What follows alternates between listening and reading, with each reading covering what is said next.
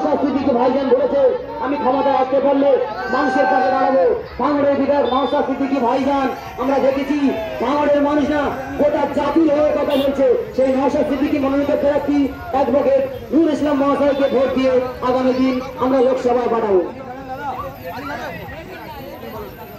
এই পানি আমি একটু খাবো, আসন্ন লোকসভা নির্বাচনে আমাদের ভাইজান প্রার্থী আইনজীবী নূর আলম খান আমাদের মাঝে উপস্থিত হয়েছেন। আমরা এতদিন দেখেছি ভাইজান বলেছে আমাদেরকে ভোট দিলে আমরা বাড়ি বাড়ি আমরা ডোর টু ডোর ক্যাম্পেইন করব, কিন্তু আমাদের দেখে এখন শাসক দল গ্রামে গ্রামে ঘুরছে ভোট পাওয়ার জন্য। সেই ভোট তারা পাবে না, কারণ আমরা সব ভাইজানের প্রেমিক।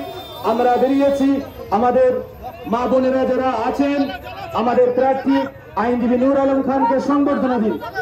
আমরা এতদিন দেখেছি দীর্ঘ 70-75 বছর পর্যন্ত কোন এমপি আমাদের গ্রামে সেইভাবে আসেনি বা আমাদের ভোট নিয়ে সেই পর্যন্তই শেষ, তারপরে আর আমাদেরকে দেখা করেনি।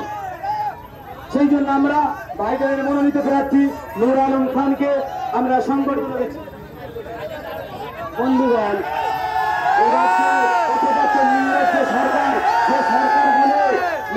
গীতা বাইবেল কোরআন শেষ হয়ে যাবে, আমার কাহিনী শেষ হবে না।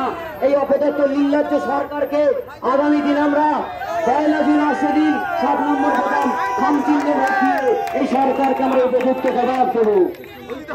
এর আগে দেখেছি অনেক সাংসদ অনেক বিধায়ক যারা হাত জোর করে ভোট নিয়ে গেছে আর ভোটের পরে গ্যাস হাঙ্গামা টিকটাক করে বাড়িয়েছে, তাদেরকে আমরা ভোট দেবো না। ভাইজান মনোনীত প্রার্থী অ্যাডভোকেট নূর আলম ইসলাম মহাশয় খানকে